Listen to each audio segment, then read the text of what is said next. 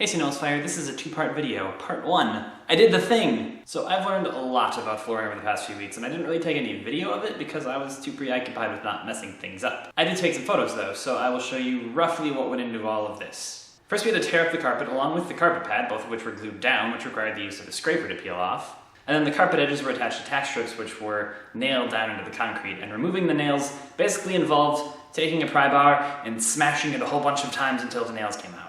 And then I found some nails that were sticking up, but not enough to the point where I could get them out with a pry bar, so I had to give it in by an angle grinder, which is a power tool that turns metal into sparks and shrapnel. It's mildly terrifying. So once the floor was smooth and clean, or at least as smooth and clean as we could do by ourselves, we had to put down a moisture barrier, which is basically a big blue sheet of plastic that protects the bottom of the wood. And then the boards went in, which was super easy when it involved locking straight boards into place, and significantly more time consuming when it involved measuring and cutting diagonally, which involved more power tools. But now it's mostly done.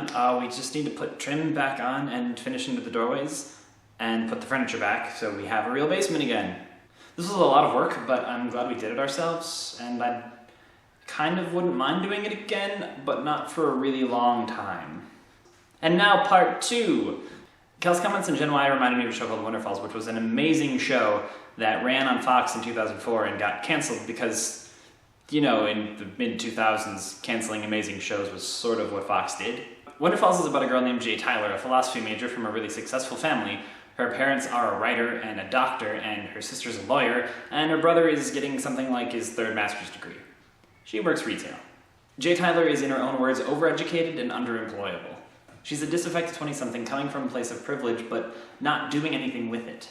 So the comment specifically reminded me of one of the earlier episodes called Chameleon, in which a journalist decides to write about Jay's life and how she is prototypical Gen Yer. You represent a generation of young people who've been blessed with education and opportunity, who don't just fall through the cracks, but jump through. I'm not a crack jumper, lady. Ah, the woo. Witty wordplay, the Ivy League irony. How do you know what league my irony is? Jay's created this expectation-free zone where she can't possibly fail, but she can't possibly advance. She's a product of her upbringing and her generation, while also rebelling against it. The twist in this episode, spoiler alert, is that the journalist becomes so enamored with Jay's seemingly stress-free life that instead of finishing the article and going back into her life, she just tries to take Jay's. To get her life back, Jay writes the article and submits it under Bianca's name, it's accepted, and Bianca gets sent back to her life. The amazing thing about this is that it proves that Jay specifically has the talent to succeed, she just doesn't have the drive to try.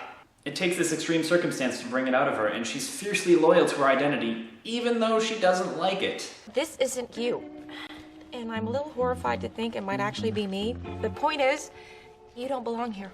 Wonderfalls came out in 2004, but I think it's still really relevant for that whole 20-something feeling that you should be doing something, but not knowing what that something is, and kind of not wanting to do it just out of spite.